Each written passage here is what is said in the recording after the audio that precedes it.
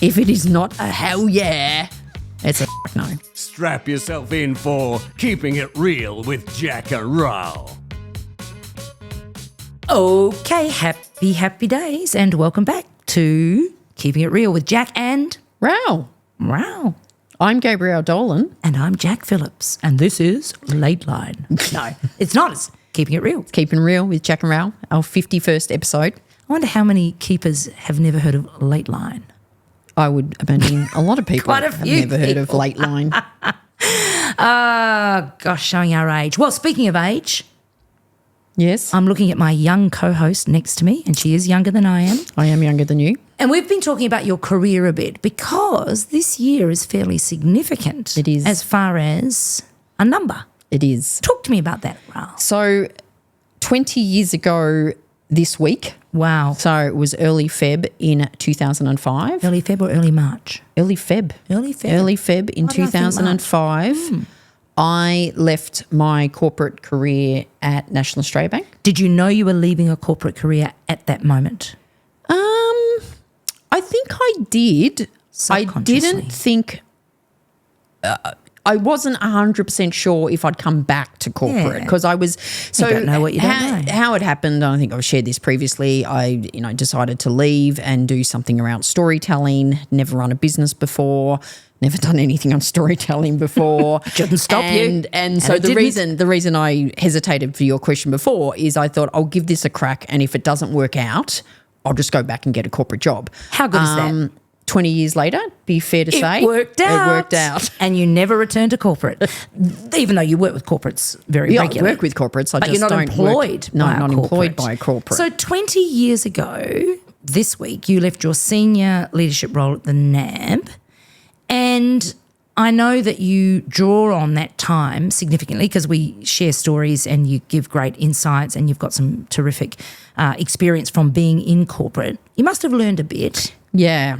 And a few years ago, I wrote a post. I think it had been out for 17 years, and I wrote the 17 things I'd learnt. Smart. And I couldn't believe the reaction that got. People had literally said to me they printed it out Wow. and stuck it on their fridge, printed it out, put it in their office. Wow. And so every year, so the next year it was 18 years, so I added one more. Oh, and then very last year it was 19, I added one more. And of course now we're at 20. Well, I think you better share. I'm What going to are share. the, I'm in going no to share. particular order, the 20 things that you know to be true to you based on having worked in corporate and having left that 20 years ago? Yeah, so as I was reflecting and preparing for this episode, I looked at the 20 things that I'm going to talk about and thought, gee, we've done a lot of podcasts on them. Funny that. And, well, I mean, probably subconsciously though, right? Just because they're things that are really important to you and I, or our clients are talking to us about them, or we've actually created content around these things. Yeah, and I think it's like I said, when we're thinking about podcast episodes, we go, oh, this is really important. And just as I was looking back on this list, I'm going, oh, yeah, we did a podcast episode. Oh, we did an episode on that. So Read that list to me, please. I'm going to read you the list, and 20 you can I'm gonna ask me delve questions, in. delve in where you want. Keepers, if you're listening and you think, if you think, oh, that sounds really interesting, and we haven't done a podcast episode, Tell us. Let us know. And this is in no particular order, but I think it's almost in a chronological order of potentially what I've learnt as I've got older in the Hence last why 20 you'd years. add one each year. That makes sense. Yeah. So the first one is don't wait to be good at something before you do it. Oh, great advice. Now, Great advice. when I had never run a business, I'd never done things like marketing or selling myself, No. and I was just like, just do it. And so just do it. There's some element of risk, clearly a lot of element of risk, but there's enough confidence there to say just do it because you always had a safety net, which was you could go back. Yeah, To I could go corporate back. life. And when I said I'd never done We it all before, do. I was running training on storytelling, and I had done I'd run lots of training before. So I Exactly knew right. I It knew wasn't like you didn't know what you were I knew doing. I had those skills going on. But anyway, and our very first episode was on Just Do It, wasn't Yeah, it? it was. Just do it. So don't wait to be good at something before Okay. you do it. Number 2 was put effort into maintaining and strengthening relationships. 90% of business is about Yeah. relationships. Yeah. That's as simple as that. Really got to work on that. Number 3 is be yourself. Don't pretend to be someone else. Unless you're a dickhead, then pretend to be someone else. I don't think many people think that they're dickheads. I think everyone else is, but I like that. I've always authenticity. I always loved that quote. Be yourself. Everyone else is taken. Yeah. But then don't try to be someone else. But then I've added, unless you're a dickhead, because then you really should try to be somebody else. The fourth one is be easy and fun to work with. Such an underrated skill, or something that people don't talk enough about. Yeah. Just be like, people like working with good people that are fun.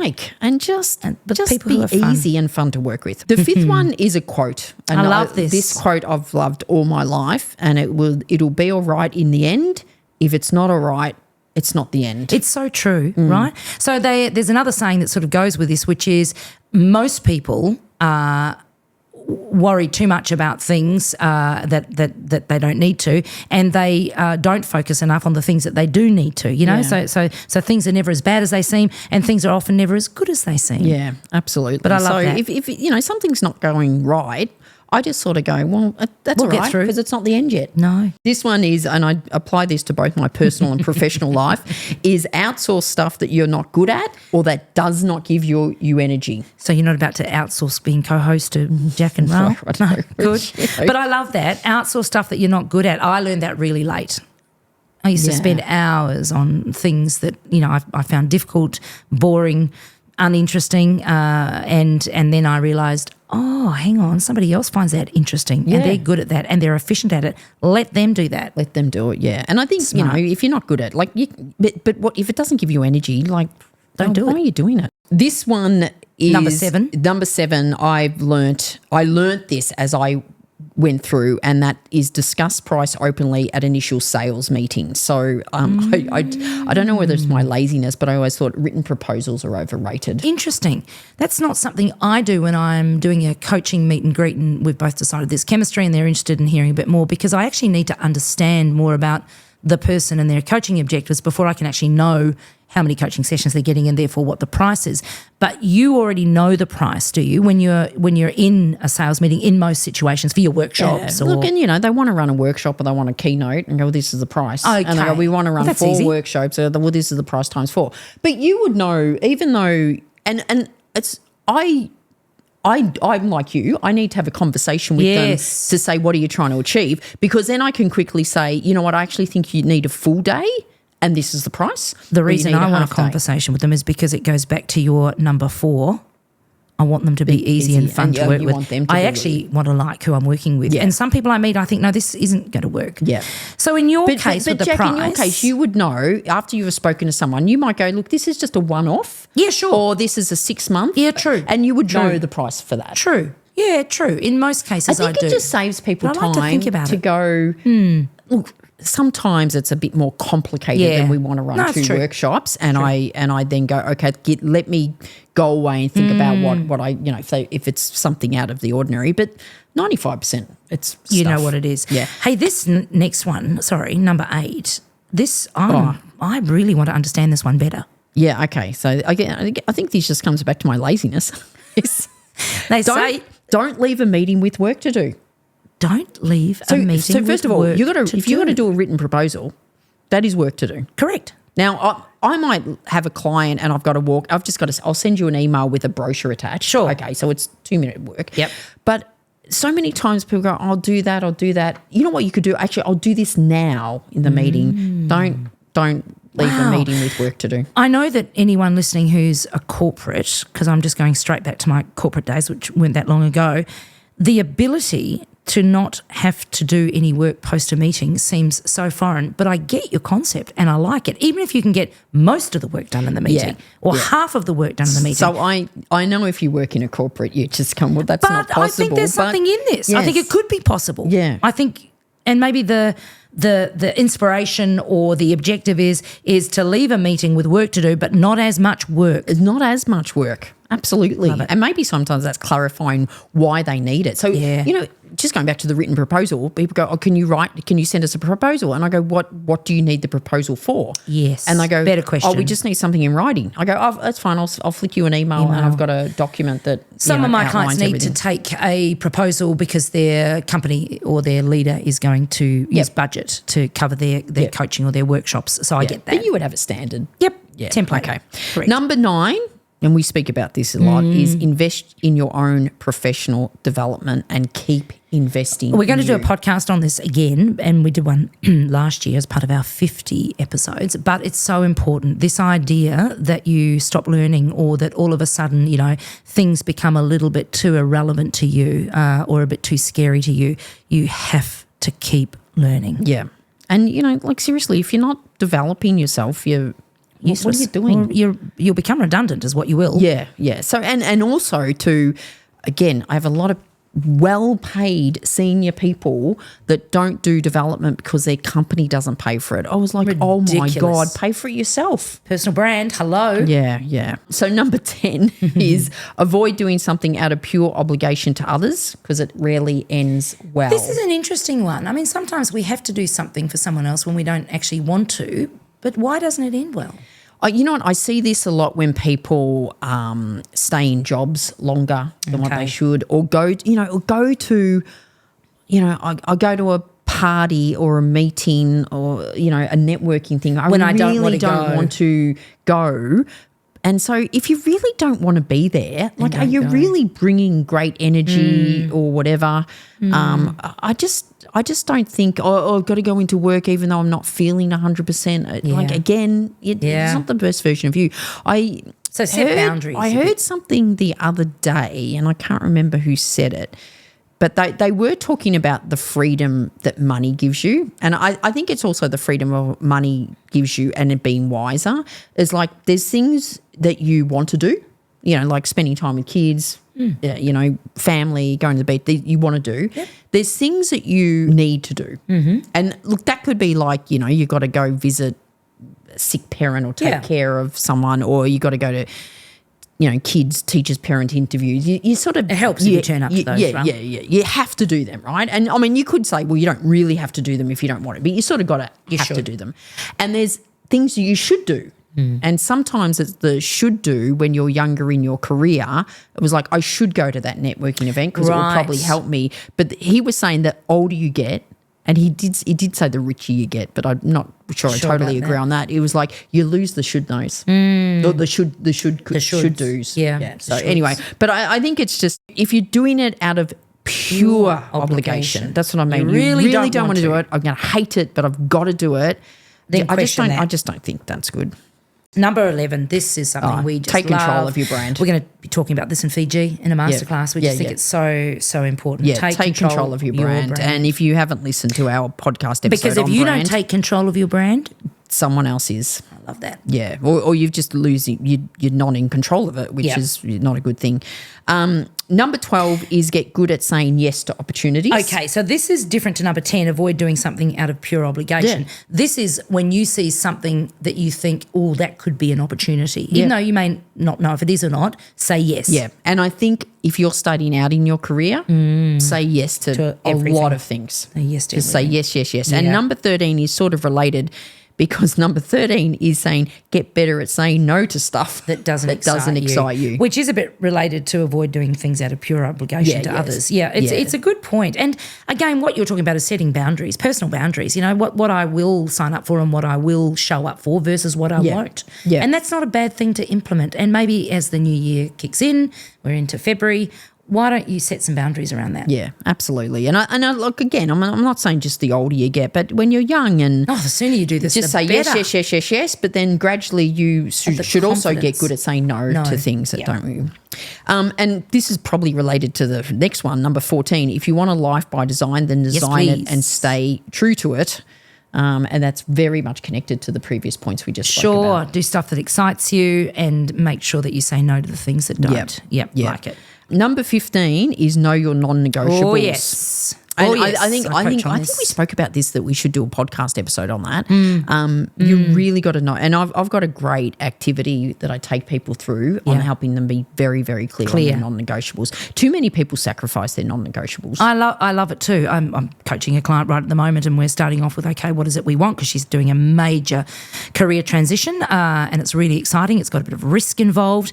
And she says, I don't know where to start. My head is spinning. There's so many things I want to do. I said, let's make it easier. Start with what you don't want to do? How do you want your days not to be? Yeah. So make that very clear. What are your non-negotiables? Yeah. And that was easy for her. She started rattling them off to me in the conversation. So it's a good one. Your activity you do with that RAL, can you just briefly touch on it? Because I think the keepers would find that really useful or really interesting. You sort of get this bit of paper, and in the middle you write what your challenge is. And say it's going for a new job. Yeah. It's going for a new job. And you talk about what will you gain from that? What will you lose from that? Pros and cons. But sometimes what you lose from it. So I don't know, let's put something like I've done this with people that run their own business, and they have something like increasing their prices. Yep. Increase. And what will you lose from that? And they start off negative, like, well, I could potentially lose clients. And then they went, actually, I will lose clients that don't value my time. That's right. And I'll make more money because I've put my price up with clients that actually do want me. So it's shifting what you will lose can actually be positive. Yeah, I like that. But people start off negative and go positive, and then it's what's your absolute non-negotiables. Okay. And then in the end it's like, well, based on all of that, what's your decision? I love it. And by being very clear on what it is that you don't want, then it makes it very, very easy, I think, or much easier to see exactly what it is that you do want. Yeah. Yeah, absolutely. Yeah, it's a good one. Absolutely. Good one. What are we up to? 16, actively maintain your energy, know what works for you and what doesn't. And again, self-awareness, right? Yeah. You know, I mean, I've had people say to me, you've got great energy. And I thought, what does that mean? Yeah. So I've asked, Yeah. thank you. I think it's a compliment. What does that mean? Yeah. And you can see them thinking, what does it mean? Yeah.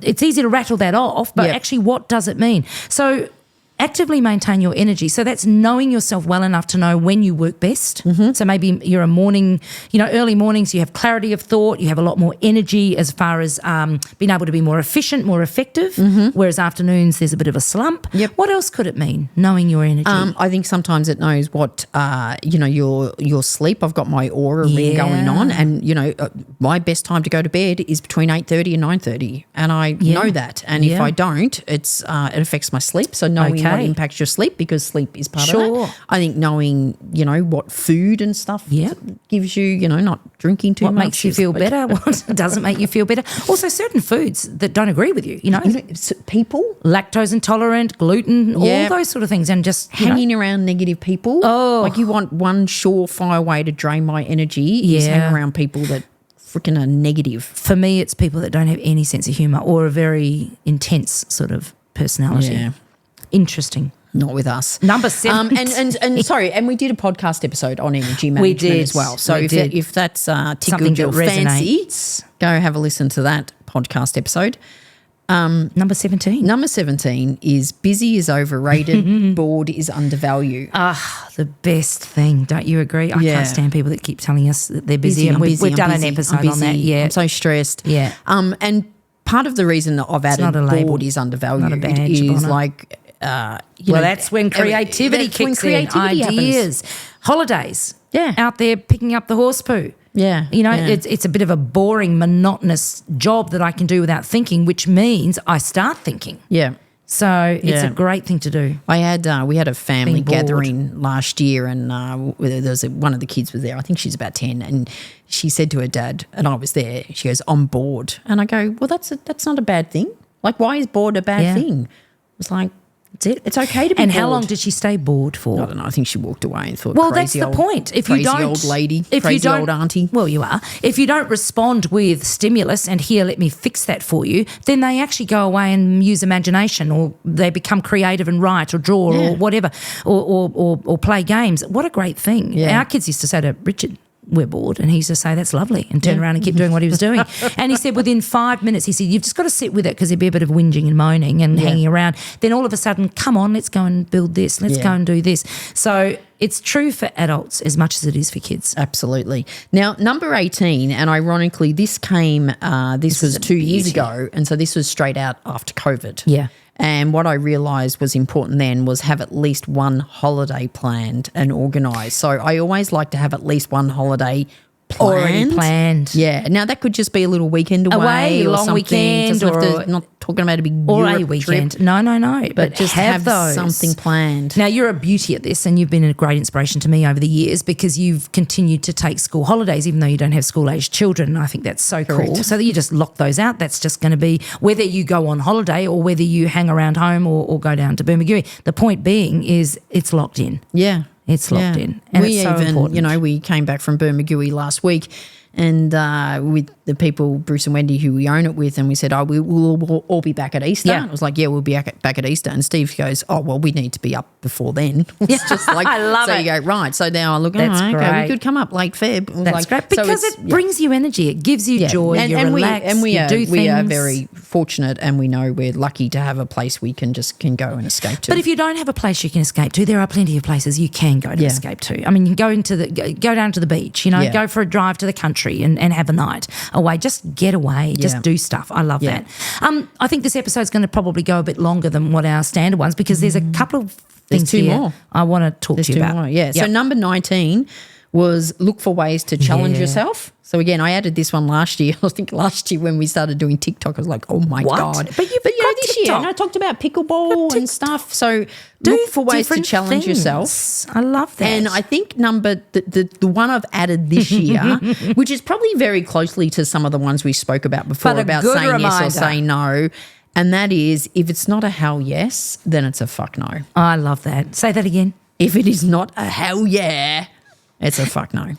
So if you've got children that often listen along to Keeping It Real with Jack and Ryle in the car, you might just want to turn that one But off. that warning a bit too late. Oh, a bit too late. You Never go, mind. hey, kids, do you want to go to school? So Fuck no. again, 20 great things that are true to you that I think everyone relates to. But look, I do want to just double click. It's such a wanky thing to say. Double-click. But I do Drill want to down. delve Drill into number 19. Look for ways to challenge yourself. It's the start of a new year.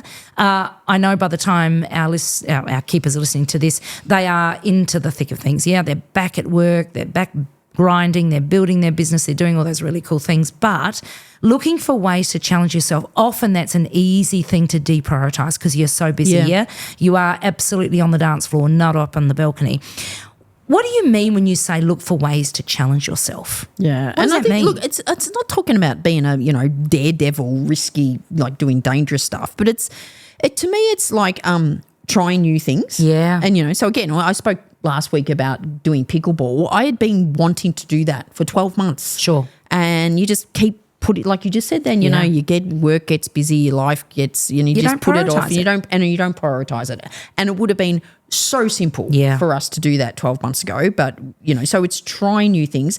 Sometimes it's just expanding on what you already do. I mean, this is a really simple one. I mean, I love cooking, but you sort of go, I've got to try new recipes and like just trying something new and I think part of expanding yourself is being open to things. new ideas. That's exactly what I've got. It's getting out of your comfort zone. It's trying new or different things. and look, growing, one learning, thing, expanding your knowledge. Yeah, we've talked about continual learning, and one thing we'll probably definitely do an episode on is AI. Yes, I mean, that's AI, coming.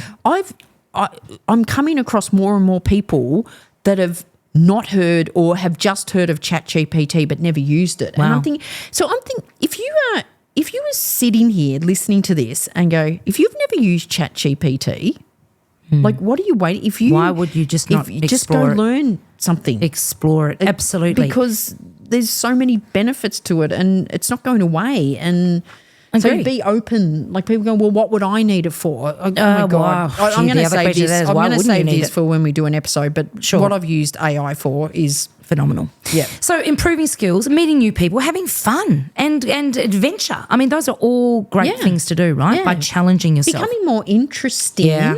And interested. When I told the kids about pickleball, they go, that's such a sign of retirement because, and I go, what they would can you? have their point of view. I That's go, all right. What would you prefer us to sit and do nothing? Knit. Yeah. Sit on our rocking chair. I mean, it doesn't matter You what the could take kids up think. knitting. It doesn't matter. I mean, a great source of challenging myself is talking to the kids and seeing what they're doing and perhaps, learning and understanding a bit about what they're doing so that I stay relevant. But why we should challenge ourselves. I mean, I was looking at this, and the whole point of getting out of your comfort zone and being a little bit uncomfortable means it'll give yourself different perspectives. It'll give yourself some maybe new goals, like you said, trying a new recipe for a start. And ultimately, you can become a different or better version of yourself just by trying new things or doing things that are different. If you want different outcomes, do different things. Yeah, absolutely. And I think it builds up the whole confidence and resilience and, all that type of stuff. Well, it does. It does build resilience and confidence. You're right. And the one constant is change. So how you adapt to it and manage it comes down to your experience with it. So they say people that do things that challenge themselves regularly, that try things outside of their comfort zone, become more confident and more resilient. So when change is around you and happening, you actually deal with it a lot better. Yeah. So what a good thing to do. So you don't blame luck, you don't blame others, you don't blame fate. You're the boss of your life. So embrace it and take on different challenges and be a better person for it. And I think the fact that you're trying something new means you're not going to be very good at it at the start. So again, but then you become better, which again is building resilience and confidence. Like, I could do this. And so it just, it just compounds. Yeah. So how do you start? So you can challenge yourself in all sorts of ways, physically, mentally, psychologically, emotionally, socially. But doing a challenge literally can change your world because it'll start to change the way you think. I'm sort of reflecting on your number 19 because I thought it was so important for this particular episode at the start of the year. And I thought, here's a few tips on how you could start. Add to these, Raoul. Yep. So I thought, first of all, think of one thing right now that you would like to either start, something that you might want to learn, or something you want to do differently. Yep. So maybe it's something you are doing currently, but you want to do it differently. Write it down. Okay, write that one thing down that you would like to start, learn, or do differently. State what it is and why challenging yourself around this would be really beneficial to you. So think that through. Why do I want to learn about AI? How will it benefit me? When you say state, would you share it with other people too? You can absolutely share it with somebody else. In fact, I would encourage that because then what that does is it holds you a bit more accountable. Yeah. So I know I keep going back to pickleball, but when I told people, we're at Bermagui and I said, I really want to do it. And I knew Steve wanted to do it. And then our friends, Bruce and Wendy, said, I'd do that too. So all four of us went. I love that. I love that. So you were able to bring in others as well. Okay, so I've got an example here. I want to speak better in meetings, so I'm more impactful. So the first thing I would do is I'd write that down. I want to speak better in meetings. I want to be more impactful. I then think about what my learning opportunities were. Yeah? Okay, so who does this well already that I know that I could learn from watching them or listening to them, asking them what it is they do? How do they get good? Okay, so that's the first thing. The second thing is, what could I read about? This particular subject. What could I listen to? What could I watch a YouTube video or a TED talk on this? Yeah, how can I gain knowledge on this? And then write notes and especially tips around things that I could try in order to speak better in meetings. Yep. So if you follow that, then I think you've got yourself a little lesson there straight away. And then set yourself the challenge. Okay, I'm going to start practicing my learnings by speaking up more than I have been, and I'm going to ask for feedback from a trusted source. So I know Raoul is in a lot of my meetings. I'm going to tell her I want to speak better in meetings more regularly to make more of an impact. I'm going to ask her to observe me over the next 4 weeks because I'm going to make an active effort from the learnings to do that and then implement that challenge. And you cannot be any worse. You have to be better. Yeah. Within weeks. You'll be better than where you were yesterday. That's how you start a challenge, people. Thinking about this also, I thought where you start is, do you want to do this? Do you really want to do it? And I think what you said, why you want to do it and state it and commit to it. And then I see, do some research, educate yourself. It's like you find out more about it. So easy. I'm going to go back to the pickleball example, but once we decided we're going to do it, and then, our friend was sort of teaching us the rules. We all four of us got up and we were watching YouTube videos on That's fantastic. on the rules. Yeah. So we just watched two 10-minute YouTube videos. Perfect. And we got it. And then the other thing, then we just did it. Perfect. Right? We went and did it. And then after about the 2 or 3 days later, and I remember this because it was a Friday night, we were watching YouTube shows on professional pickleball players. And at one point, Wendy said to me, she goes, can you believe we are watching pickleball? We've taken it to a whole new level. But we then sort of thought, oh, we'll educate ourselves. And now I thought of another example. Steve and I had always sort of doing the Kokoda Trail. Yeah. As a bit of a challenge for a trek. And we thought, and I did some research into it. And after doing research into it, it just seemed like hell. I was going to say. It just seemed like this would not be fun. I'd rather go to Fiji. Exactly. And I think because we were over 50, I mean, this was a few years ago I looked at this. Over 50, it was like you had to have all these medicals. And I said to Steve, I showed him and he goes, that just sounds like it would be a tick-the-box torture. And then so after we researched, it was like, you know what? That's not a challenge we want to take on. And I love that. I absolutely love that.